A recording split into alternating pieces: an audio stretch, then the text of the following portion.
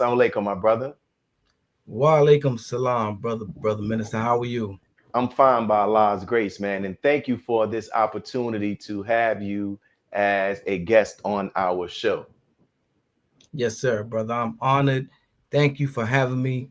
I'm familiar with the great work that you're doing there in your city, which I actually have been a beneficiary of some of the work that you have done, specifically around the conflict mediation. So I'm honored to be on your show and to just share whatever words of inspiration that Allah guides us to talk about. Yes, sir. And I'm honored for this opportunity because, we initially began this show really as a way to record our history, right?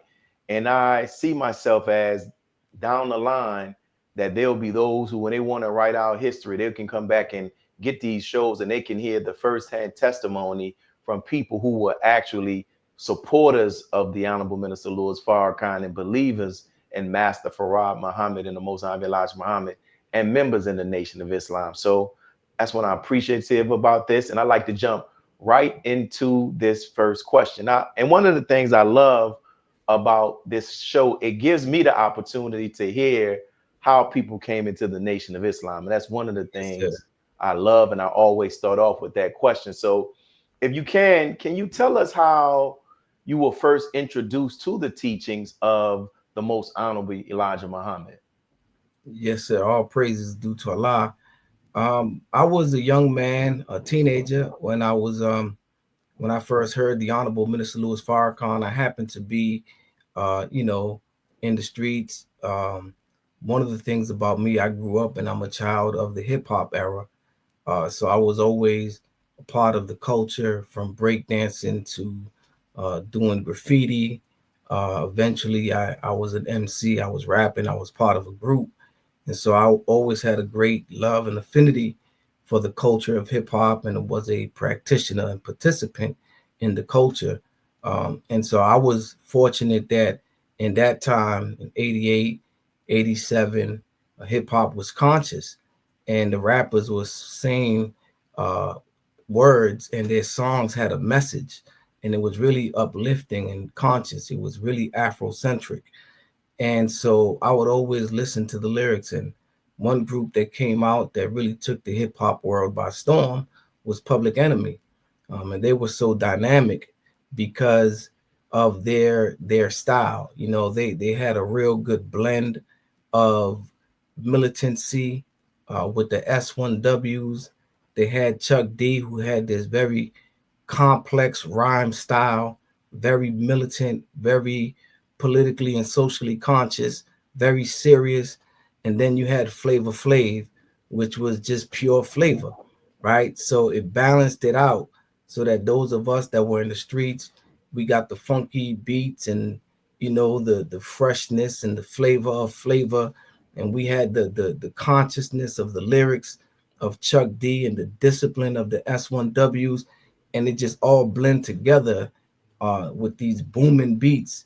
And so I fell in love with Public Enemy, and so as an MC, I would decipher lyrics, and so I would always try to decipher Chuck D's lyrics because he had such a complex rhyme style, and there was always a message in what he was saying. So you really had to like think about what he was saying. And one thing that I noticed is he kept name dropping Farrakhan, right? So, I'm a follower of Farrakhan. Don't tell me that you understand until you hear the man, or Farrakhan's a prophet, and I think you ought to listen to, right? And so we listening, and me and my brother at the time, we would listen to these to the album together, and we just like, man, what are they talking about? Who is this Farrakhan? So it intrigued us. We wanted to know who was he talking about. And then my brother got a hold of a tape from a friend of his, who actually his parents were attending and were a part of one of the first study groups that started out in Boston when the Honorable Minister Louis Farrakhan started to rebuild the Nation of Islam. And so his family had a tape, one of the tapes of the minister, and he gave it to my brother, and my brother brought it home. And I remember when he brought it home, we were so excited. It was one evening after a evening of doing what we were doing in the streets, hanging out, came home late, and we popped the tape in, and was just glued to the message. And I was never a person that was into church and religion. I didn't go to church. I didn't like that. That wasn't what I was about, what I was into. But I was drawn magnetically to the Honorable Minister Louis Farrakhan, and we just sat there and listened to the whole tape. And when it got to the end of the tape, we flipped it, listened to the other side of the whole tape. And then when that finished, we were disappointed because the minister's lectures usually are at least 2 or 3 hours, and so one tape is not enough, and so we only had half the lecture, and I remember like wanting more, and so that started my journey, into the Nation of Islam and my love affair with, the Honorable Minister Louis Farrakhan and his work and his words, and so I began to look for him, and lo and behold, I found out that they had a cable station in Boston where they were playing the videos of the Honorable Minister Louis Farrakhan, and I started to watch his videos. I found out that he was on a radio station. I started to listen every week, and one day, as I was listening to the radio program, I heard that the Honorable Minister Louis Farrakhan was in the city and that he was going to be speaking at the mosque. And so, I had to be there. And so I made my way to the mosque. At the time, I was involved in one of the local gangs in the city of Boston.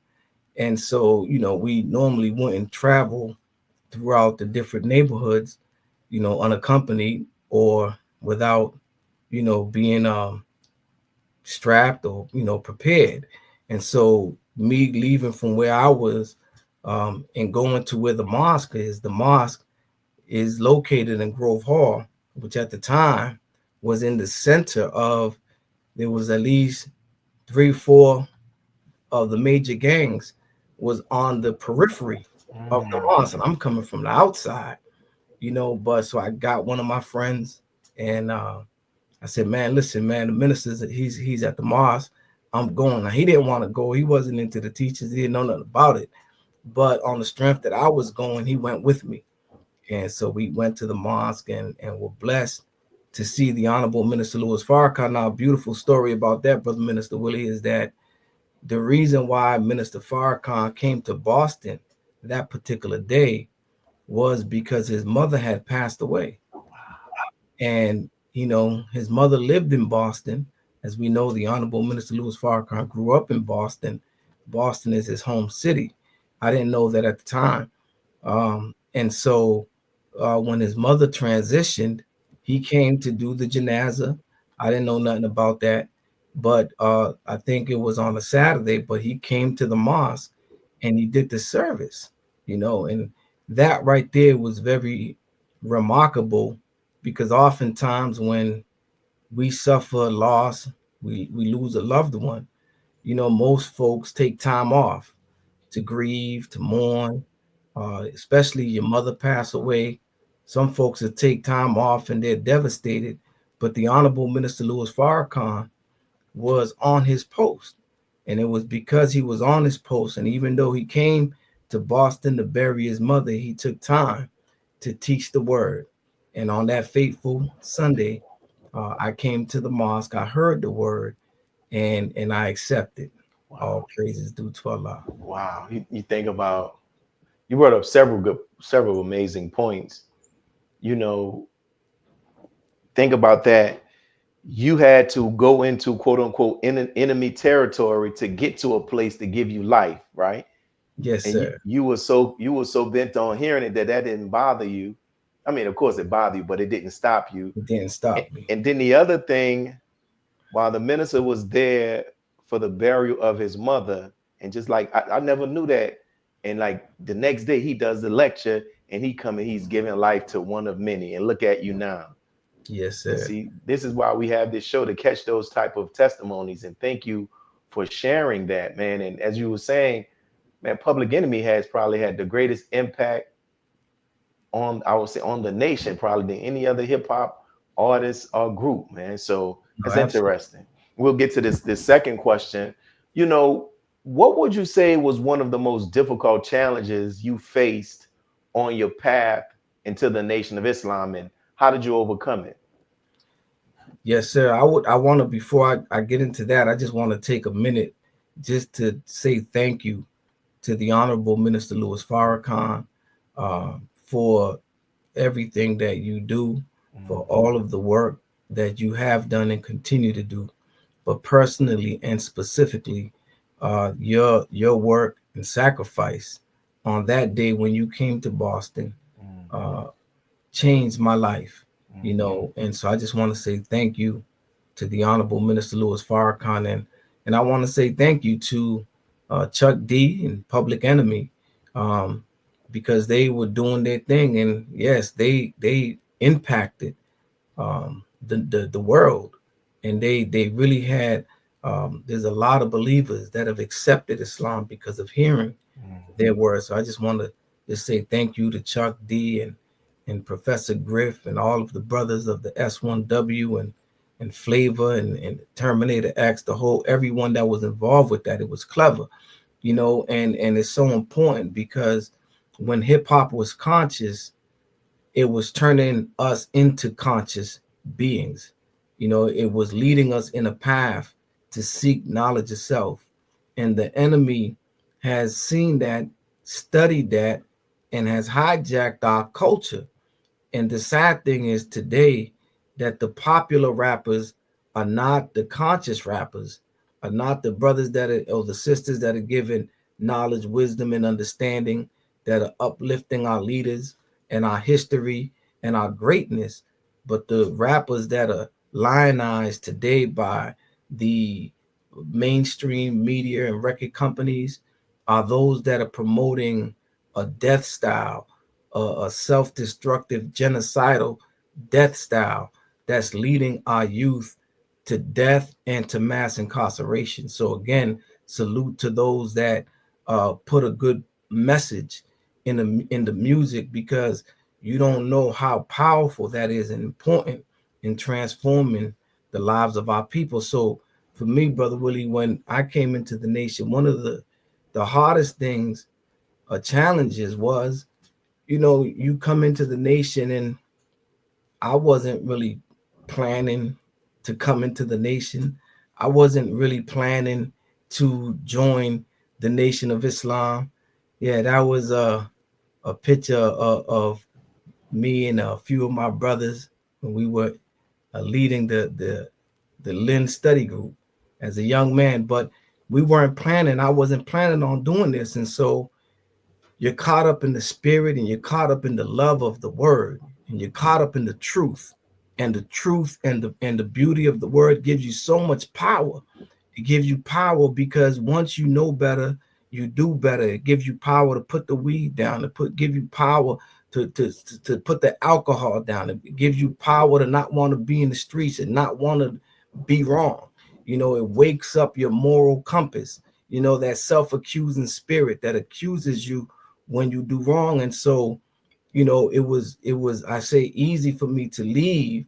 However, once you come into the nation and you get into the new routine, there was a moment there where um I missed, I would say boredom, if you will, because I couldn't go back on the block. I couldn't hang out with my homies, right? mhm, And that's what we did, but I couldn't get high with you no more. I can't be gang banging with you no more.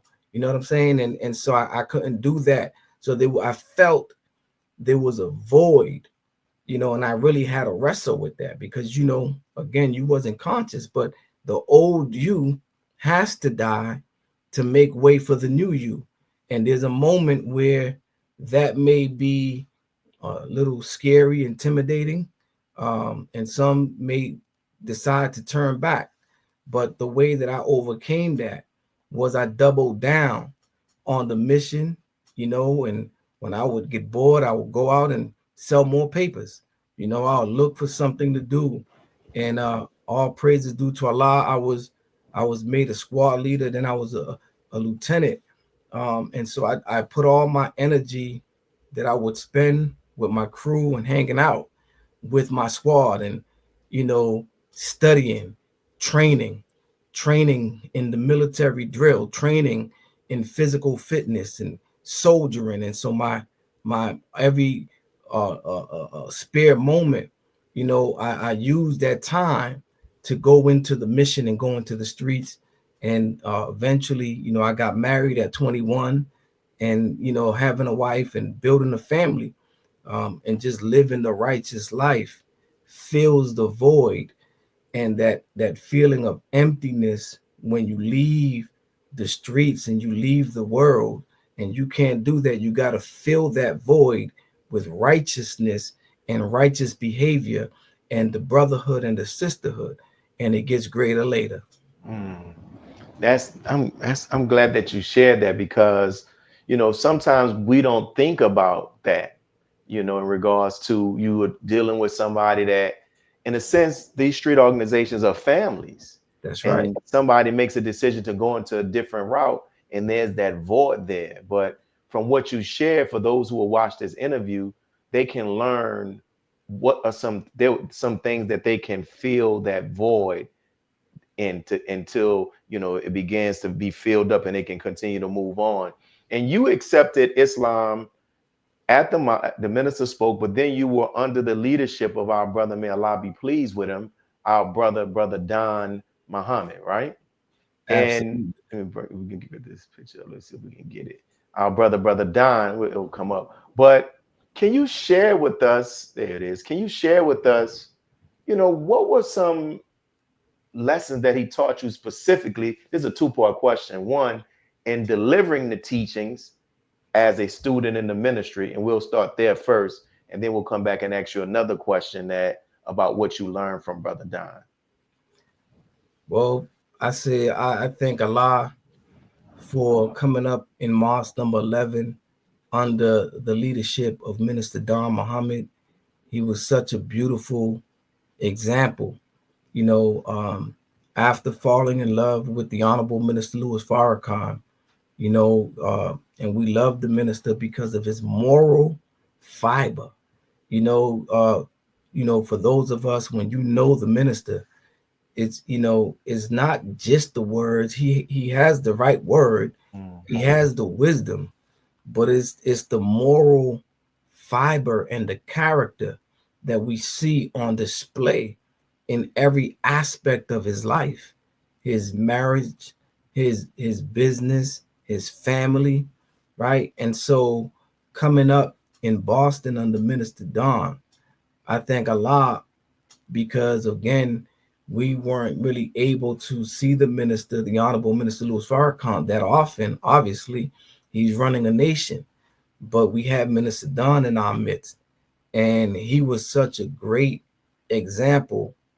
And again, he exemplified that moral fiber, that quality, the moral characteristics of a man, right? That as a young man, I could look up to as someone that's a father figure, a responsible black man who's taking care of business as a man should, And so, there's so many lessons that the minister that I learned from just being around the minister and observing the way that he moved and the way that he lived his life. So in the ministry, he taught me how to be fearless in defending the teachings of the most honorable Elijah Muhammad, and fearless in defending the honorable Minister Louis Farrakhan.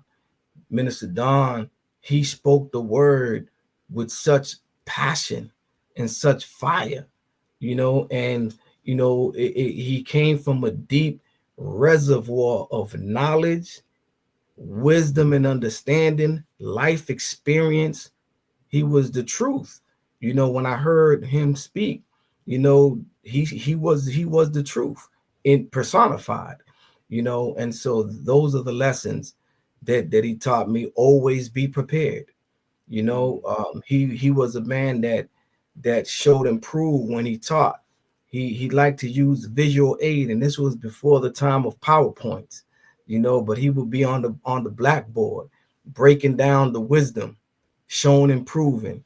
And he would like to use props. He would bring out a picture. He's talking about something. He'll bring out one time he had a bunch of mustard seeds, and he brought out and gave everybody a little mustard seed and show them, because we hear the saying from the Bible, from Jesus, that if you have faith the size of a mustard seed, you can say to the mountain, be ye removed, and it would be so. We've heard it said, we might have read it, but how many people have actually held a mustard seed? He would bring it out and hand it out and let you hold and see how small this mustard seed is. So he would utilize props, and he would utilize different visual aids to teach, and he was well studied. And he would always tell me, that I needed to always be prepared, always be prepared, be ready to teach, and I'll get into a little bit of more of that as I progress with the transition. Yeah. But as far as delivering the word, it was his fearlessness and his depth in studying the word that he Beautiful. instilled in me. Beautiful. And we'll go right into the next thing. Because I had the opportunity to meet him once. It was in Detroit when we had prior to having the savings there in the Ford Field. But I noticed he was a very practical person. You know what I'm saying? He was very Yes, practical. And so, and we saw after his passing, the city actually, I don't know if that was a city hall or whatever, they actually lit it up in his honor, right? So that's what did right. he teach you as it relates to mosque leadership and even being effective outreach in the community? So what he taught me as far as mosque leadership was the concept of teamwork. As great as a minister as he was, as knowledgeable as he was, as accomplished as he was, and having a personal and direct relationship and friendship with the Honorable Minister Louis Farrakhan that went back to when Minister Farrakhan was the minister in Boston, and Minister Don came in under Minister Farrakhan's teaching, and then became a lieutenant, a drill instructor, and a captain. He came up through the ranks under Minister Farrakhan, so they had a personal relationship that goes way back. And so that, as now he's the minister of the mosque, and he is directly in communication with the Honorable Minister Louis Farrakhan, who's his personal friend. He's an established businessman. He's very knowledgeable, but he was never full of himself, Mm, and so for him it was about the team. It was about team. He loved sports, and he would use basketball analogies and football analogies. He loved football, and the main thing about it was that this is a team sport, right? This is a team effort. And so, with regards to the leadership of the mosque, I've seen him really organize the mosque and keep his team together, starting with the laborers. He always, you know, had his laborers. They would meet constantly, and he would include them in the decision making process. He never just, moved unilaterally.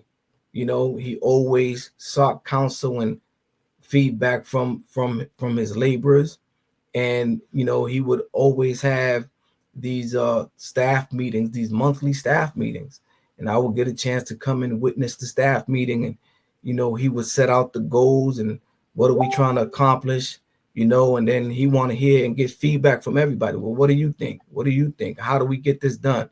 And it was really about utilizing everybody, right, and pulling on the talents. He was a talent scout. He knew how to pull out the talent and find what your talent is, and then utilize that for the mission. And mhm, then we would have the believers meeting where he would include everyone. So it was a structured, but it was really organized, and it was about getting us to move as a team. And so when it came to the city and how he dealt with leadership within the city, he would say we're like the mortar. He would look and point to the brick wall, and he would say, you see that wall is a solid wall. He said, but those are all individual bricks, but it's the mortar between the bricks that keeps the wall solid and together. He said, you have to be the mortar. And so our people, one of the things about us is we're not united, and we generally, a lot of us don't really get along. Mm-hmm. So you have all these different organizations that are doing different things, and everybody's working in silos. But Minister Don was the type of leader that would be able to work with everyone and be able to bring them all together to make a solid wall. And so, he was constantly, working in the community, helping whoever he can help, offering guidance to whoever he can help. And so that's what he taught me, was that you have to be engaged and in the service of our people, and always work toward unifying them. Mm, beautiful. And then we talked about how, in his transition. So in 2018, you were appointed to the student minister of Muhammad Mosque number 11 there in Boston. So if you can, what was that transition like? Did Brother Don express to you that he had a desire for you to serve in his place, or was that decision solely made by the Honorable Minister Louis Farrakhan? No, so the transition was really a long one. It was long coming. I grew up in the Nation of Islam. I was 17 when my letter got accepted. Mm. Uh, And so 16, when I came to the mosque, I practically grew up in the mosque, and I came up through the ranks. So I've been there uh, for now, about 35. I think I stopped counting, but over 35 years that I've been there. And I've always really in that time, I've always been active. I had never had any time where I was out of the mosque, where I left the mosque, where I was put out. So I was active, and in truth, I served in some post for the majority of that time, if not all. Really, from when I came in, I became a squad leader at 17, a lieutenant at 18, and I joined the ministry class at 21. And so I've been around. But Minister Don, his transition, there came a time where he was battling health issues. And so he developed colon cancer. And so that's what started my journey, really, uh, in stepping up. He had already appointed me several years prior. I was serving as his assistant minister. Um, and so I would help him out wherever he needed help at. But when he got sick, um, I had to step up a little bit more in as far as carrying the word on Sundays. He had a colon cancer. Then he developed prostate cancer, and he was dealing with that for a while as he was going through treatment. He was able to overcome it, both of those, by the grace of Allah. And then, but right after he beat the prostate cancer, uh, his wife got sick. Um, Sister Captain Shirley, may Allah be pleased with her, a great warrior, soldier in her own right, in the Nation of Islam and in the city of Boston. But she got sick, and she developed dementia. And so all those health challenges uh, took a toll on the minister, and I think the hardest one was his wife, which was, the love of his life, the wind beneath his wings. So when Shirley got sick, he was really with her, taking care of her as she was taking care of him when he got sick. But all during this time, is where I came closer to Minister Don, as far as to help him in the work. Uh, at prior to this, I was in Providence. We had a study group in Providence, that Minister Don always wanted us to get Providence up and to establish Providence as a mosque, but when the minister got sick, Minister Don got sick, I came back to Boston to really help him in the day to day and carrying the word on Sundays and whatever he needed.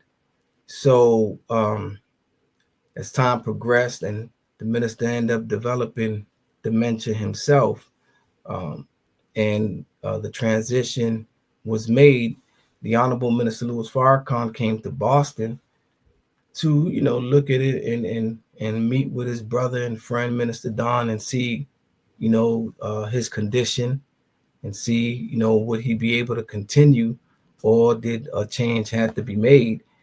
And they decided to make a change, and so he asked Minister Don who would he choose to carry on his work. And Minister Don said that his first choice would be Brother Randy. So it was Minister Don who chose me to uh, step up and carry carry on in his work. And Honorable Minister Louis Farrakhan, he asked Minister Don, well, if there's a first choice, is there a second choice? And so Minister Don gave him his second choice, which was Brother Rodney. And so the minister, a wise man, the Honorable Minister Louis Farrakhan, he knows you have to be tried, severely before you put in a position. And, that's the history with him. When Malcolm wanted to send him to Boston to become the minister, and the messenger said, well, try him as a captain first, and see how he behaves under authority before we put him over authority. Mm. So even though, the transitioning was happening and I was taking on more and more responsibility, but when the decision was made, we were put under a trial uh, to see. And so that started a journey of observation. I was not appointed the minister of the mosque, nor was Brother Rodney. We were both to serve in the position um, until a decision could be made. And eventually, the Honorable Minister Louis Farrakhan allowed and gave that duty and responsibility to our Eastern Regional Minister at the time, Brother Minister Hafiz, Mm. to work with us and to ultimately make the decision. And so Minister Don uh, did choose me to be the one that would take his place. But after the trial, it was Brother Student Minister Hafiz that seconded that and chose me to be the minister. And the Honorable Minister Louis Farrakhan approved of the decision. Praise be to Allah. And while we're talking about the minister, you know, you are laboring in the city, which was the first mosque that the Honorable Minister Louis Farrakhan served in as a minister, right? First temple. Yes, sir. So, like, if so, like, has the minister, because I know he's back there, his family, like, were there any insight that he shared with you about just being a minister, a student minister there in Boston? And if so, what? Yeah. When he first came and came to Boston to make the decision to make a transition, he met with me in Minister Don's office, and he said, when I sent Minister Don, to Boston to be the minister, he said I didn't send him to the mosque.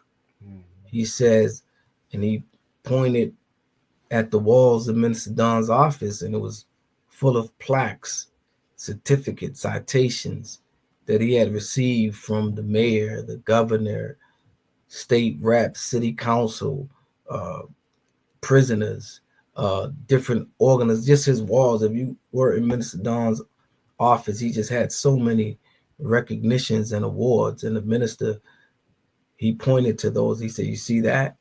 And he was showing me, he says, your work is not just in the mosque, but you have to be the minister over the city. You have to go out, and make friends all over the city, and so that really stuck with me, that our work as student ministers is not confined to the mosque, but that we have to be the ministers over the city, over the leadership of the city, over the preachers, over the elected officials, over our youth that's in the streets. Our work is not confined to the mosque that we sit in as students in the ministry. Beautiful, man. And doing these interviews and speaking to various people, that's a consistent guidance that the Honorable Minister Louis Farrakhan always shares, that our work is not in the mosque. And by us being in these positions as student ministers, sometimes we are blessed with the opportunity to be in settings with the Honorable Minister Louis Farrakhan, sometimes private with other student ministers, sometimes private just with he and just us ourselves or some others, a few others, and at the palace. And the minister shared some very, he's constantly teaching, constantly giving jewels and wisdom, and sometimes even in a phone call if he has called, right? So Yes. is there any personal experience where the minister has shared any words of wisdom with you that you can share uh, with our audience, that they had a lasting impact on you, or Yes. anything that you may have seen? Yeah, I remember one time I was on the phone with the Honorable Minister Louis Farrakhan, and this was after the transition, and things were going well, and I was just giving him a report on things, and I let him know, Brother Minister, the spirit is good, the believers are doing good. I said at this point we were hitting 100% on our national obligatory like every month, which we weren't doing. Um, but we reached our stride, and we was hitting that 100% national obligatory every month. That was the first year that we actually made 100% of our Savior's Day gift drive. In my whole time in the Nation of Islam, we never hit 100%, but we got 100%.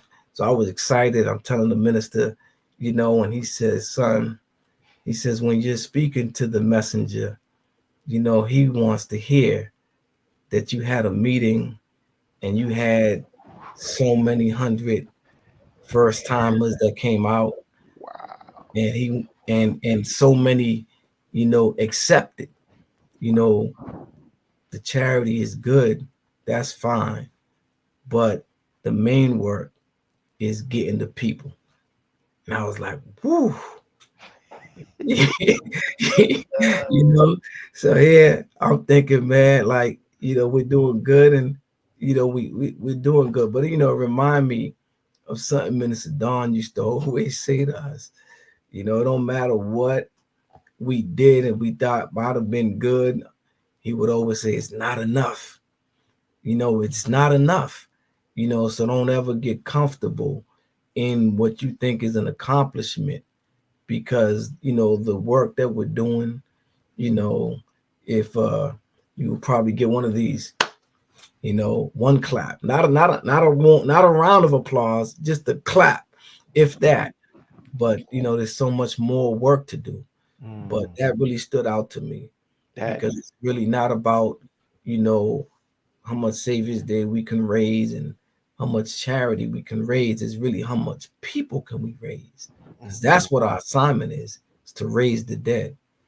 Man, and that really shows, for those who are watching this interview, what our brother just shared is the essence in the heart, and besides God and his Christ, is the number one thing that's on the Honorable Minister Louis Farrakhan's mind, which is our people. And Right. wow, and it's something. So thank you for sharing that, brother. And that's one of the reasons why I love this show. We get those nuggets, man. We get those jewels, right? So we transition to a bit. You all do a lot of you have a lot of service programs to serve the people. And I was reading up and preparing for this interview. Can you share with the audience and the viewing audience some of the programs and the services that you all have there in Boston. Yes, sir. One of the things, the first thing I'll mention is our prison program, Mm, which, again, I did prison ministry now for going on 30 years. Um, I've been going into the prisons, the county, the state, and even the federal prison here in Massachusetts. And so we have a very strong prison program. Allah blessed uh, us to be able to establish a chaplaincy, which is a position, a state uh, paid position for a chaplain, a full-time chaplain that goes into the prisons and minister to the incarcerated, which is so important. It's so important, the prison ministry, because we know in our teachings that Yaqub, when he was making devil, that as he was teaching his brand of Islam, you know, uh, he was put into prison, and many of his followers was sent to prison for teaching what he was teaching. But it was out of the prison where Yaqub and his followers were making so many converts that they converted the prisons. All of the prisons were full of Yaqub's followers, and it made the king to take note. And the king went and met with Mr. Yaqub, and when he figured out who he was, it was from the work that was done in the prison that the deal was struck, where the king sent Yaqub and his followers to the island of Pilan, where they began the process of making devil and grafting the original man. So the origin of the devil and his civilization, the springboard was the prison. mm, And so I say that we are doing the work of Yaqub in reverse. We are not making devil, but we're resurrecting the black God. And mm, so the prison plays a pivotal role because the enemy is filling the jails with black men. And so the way that we can beat that is if we can go into the prison and turn all the brothers that are in the prison into Muslim followers of the Honorable Elijah Muhammad and members of the Nation of Islam, then maybe the enemy would think twice about sending them there, and then maybe he'll come down and make a deal with us. But that's my thinking. The prison work is very important, and it's helped us so much. So that's one of the things we do. Reentry. We offer reentry support services. So when the brothers come home, we'll help them to find employment with mentorship, with housing, and whatever they need. We connect them to services. So we have a strong reentry program. We have an outreach and engagement team that goes out into the community and works with our people that are struggling with substance use disorders, addiction, who are dealing with homelessness and mental health issues. So we are out in the streets engaging them and trying to see how we can help. If they want to get into detox, and we can connect them with a detox, we can get them into a detox. If they need, housing, we can help them with housing in the wintertime.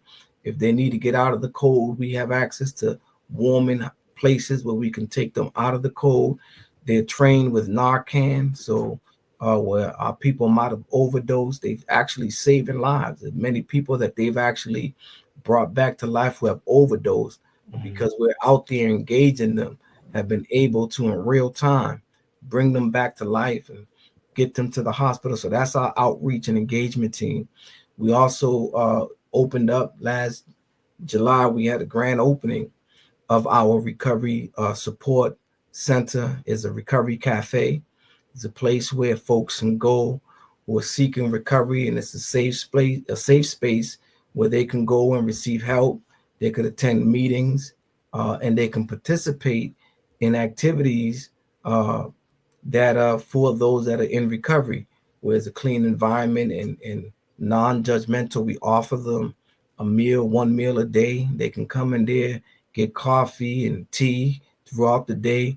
They have access to computers, and again, we're able to connect them with other services that they may need. We have a recovery coach who's available to them to mentor them and guide them in that process. And then we have 10,000 fearless peacemakers, which, the Honorable Minister Louis Farrakhan had called for 10,000 fearless peacemakers at the 20th anniversary of the Million Man March. And so we hear and we obey. And so since then, we have been organizing our men and training. There was an incident that actually took place in May of 2019, where there was a grandmother, 74 years old, retired, was on her porch on a beautiful spring day, almost nice, beautiful weather, and there was a shootout happening. She got murdered sitting on her porch with her grandchildren. And that incident, just hit a little different. When a grandmother can't sit on her porch with her babies without being gunned down, it just hit different. And so, though we had started, the 10,000 fearless peacemakers after 10-10-15, and we had our initial start, but with our people, sometimes we lack that stick to itiveness, right? And so, leading up to the 20th anniversary of the Million Man March, we know that came on the heels of Sandra Bland and Freddie Gray and Tamir Rice and all those killings. So the energy was high, justice or else. 10,000 fearless, our people was fired up, that was ready to go. And we got the 10,000 fearless. We started training, but it kind of fizzled out, in truth. But that incident in 2019 where that grandmother was murdered, really made me to make the call and reinitiate the call to the black men in the community. And the brothers came out and they stood up. One thing Minister Don used to say to us whenever there was a killing of a brother or sister in the street, he would come to the FOI and he would say, "I'm charging you with murder." You Mm, know, and as a young man, when he first said that, I'm like, I didn't do that. Like, why are you charging us with murder? But he said, man, because if you worked harder, we could have got to that brother, mm, that pulled the trigger before they pulled the trigger. Because it's mm, our job, to teach those who establish civilization, right? So we have a duty. And so he would always tell us that when we see what's going on with our people on the street, that we have to be held accountable for that. And so we called the men, and the men responded. And from that moment on, we reinitiated, the 10,000 Fearless, and we brought Captain Dennison, who was organizing the peace keepers, and he had a beautiful program. So we incorporated aspects of his training. We incorporated aspects of your training, Brother Willie, mhm, through Brother Captain Dennis, mhm. introduced us to the conflict mediation. And so we have been able to set up conflict mediation. We develop a stop the beef hotline Praise be to number. And so that's one of the things that we provide for our community, is organizing our men to go into the communities, to the different neighborhoods, to be present for peace and to offer conflict mediation. Beautiful, beautiful. And as we get nearing this close, I want to put in a few more questions. But thank you for sharing that, because, and that's in addition to the Sunday meeting, the Wednesdays, the Wednesdays, the Fridays, the Mondays, the Saturdays. So great work that you all are doing there. So one of the, Brother Randy, one of the traditions that I've started with this year with the podcast is having the previous guests to leave a question for our current guests. And the previous guest before you, we had Brother Mustaqim Muhammad. He's a student minister in Compton, California. And we had he and his wife, and it was really about her testimony, but he came in because they had such a dynamic testimony, that her name is Sister Amana. And we asked to leave a question, and this is the question that she left, and we would like you to respond to. She asks, what words of inspiration or advice would you offer to a new convert or someone interested in learning more about the teachings? Yes, sir. The Nation of Islam is the best thing that ever happened to us as Black people. We were blessed to receive supreme wisdom. Mm, with the intent of sitting us on top of civilization. We who were the tail, we who were the bottom rail, we who were the last, the least, but the God is now present to make us the top rail, to make us the head, to make us first. And so he gave us a wisdom that if we would study the wisdom and then apply the wisdom, then this wisdom would propel us to the position that God intended us to be. So, to a new convert, I would say is study the word, study, master what we have been given, because what we have been given has been given to us.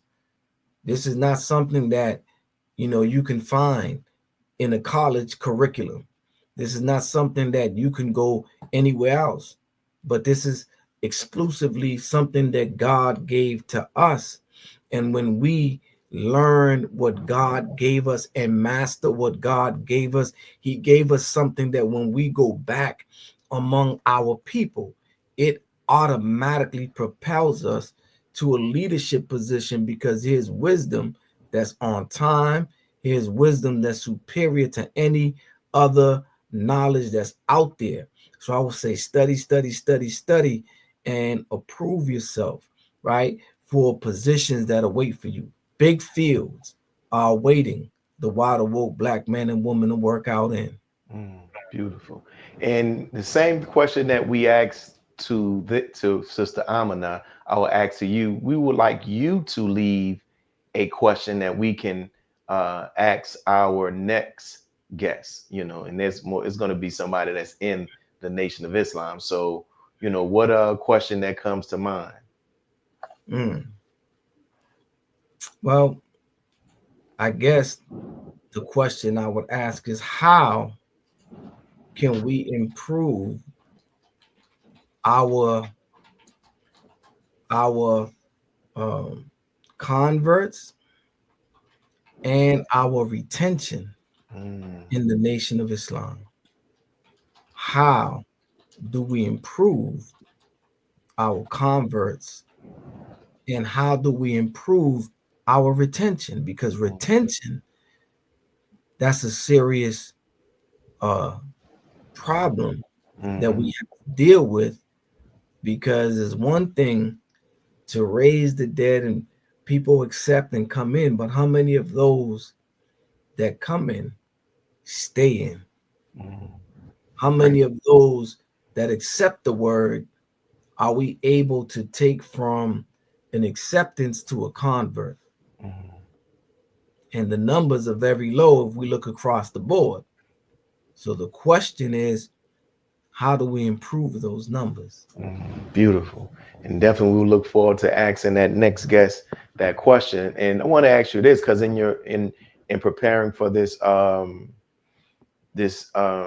interview, I came across that when the wording that they use in the interview is like Afro-Latino identity, right? Yes, sir. So, and you talked about in one of your, I don't know if it was the article that was on your website, and you kind of alluded to, most people wouldn't think somebody would be like that. No, that ain't that. That's just for people that are just solely African American or solely black, right? So, and I saw some pictures with you and your family. How did your family, um, how did your family and your community respond? When I say community, I'm going to also mention your street organization, right? How did they Yes, respond to your decision to join the nation, especially considering that your Afro-Latino identity? yes, sir. Well, I'll start with my family. Um, my immediate family uh were, I would say, overall supportive. Mm, They didn't really know what it was, but coming from how I was living, it couldn't be that bad, right? A change. I do remember one of my aunts, which was very close to me, and we were very close because um, she had a son. My cousin was we're a month apart, and we grew up together. We kind of did everything together. We shared not only is his mother my mother's sister, but my father is his father's brother. So we grew up very close. So I spent a lot of time at his house, and he spent a lot of time at my house. And she spent a lot of time with me, but she was practicing, I think, Pentecostal at the time, and she didn't like the idea of me being a Muslim because it was not, Christianity. And so she would always get on me, when I would go, you still doing that? Why are you doing that? That's not good. That's not the truth, and try to get into theological debates, if you will. Um, she was definitely against it. However, as time went on, and she was able to see the trajectory of my life, and then she seen my, as opposed to where my cousin, we was both here, but one went this way and one went that way, and as she seen that, she came around, and then she started saying, well, man, can you take your cousin with you? you know he needs what you're getting. Now, this is the same one that would beat me up about being a Muslim, but when she seen the good of what Islam has done for me, and she seen the way that I was living, she came to respect and love it. And before she transitioned, may Allah be pleased with her, she actually wanted to come to the mosque with me, and so, they usually initially they're a little concerned because they may not know about Islam, but I would say this: there was some, not in my immediate family, and maybe more friends than relatives, that were, uh, saying, well, why are you joining that? Yeah, that's not, for us. We Puerto Rican, man. We better than that. Someone said that, and I said, better. What do you mean? What do you mean we are better? You know, um, and that's that sickness that is white supremacy. That those who have any nearness to white assume that they're better because of their proximity to whiteness. Um, and so, we had to disabuse them of that thought and mentality. But, in my immediate family, we're more Afrocentric. We always have been. When I look at, my father's side of the family, they're dark skinned Puerto Ricans, and they're very conscious of their history, and the knowledge of they self. So it Mhm. wasn't that much of a difference, with members of the crew. They had to respect it because of who I was, right? You know, I was one of the founding members of our organization. I was one of the leaders of that organization, and even before we got to that point, I was always someone that among my peers was respected. Um, and so, you know, when they see me pivot, they didn't really they kind of supported it. They didn't know it was gonna be real like that. you know. It started getting more real when I no longer wanted to get high, no longer wanted to, hang out, and I no longer wanted to engage in the things that we were doing. Then they were concerned from the point of losing a friend, you know, but um, they kind of understood it, and as time went by, they totally understand it and respect it. I still see, many of my friends, and many I seen in the prison, you know, many as I walk through the prisons, I run into, my old crew. I run into old friends, family members, relatives, folks that know me from the street. that see me and know my history and know my trajectory, and there by the grace of God go I.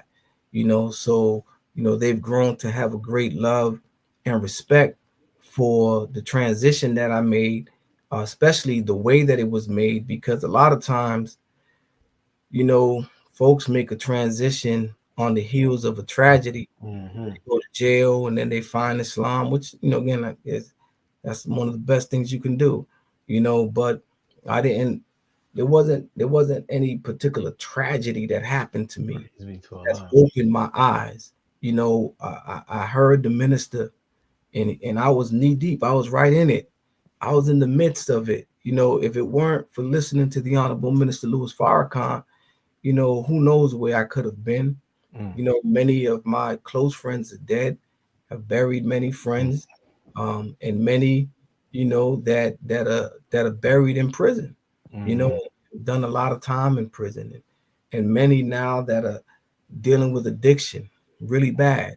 You know, Wow. um, so these are people that were close to me, that I hung with, that I was, leading in a lot of things, Mm, right? So if it were not for the minister and me coming into the Nation of Islam, I can see where my circle ended up and those that I was hanging with, so I thank Allah for guiding me into the Nation of Islam.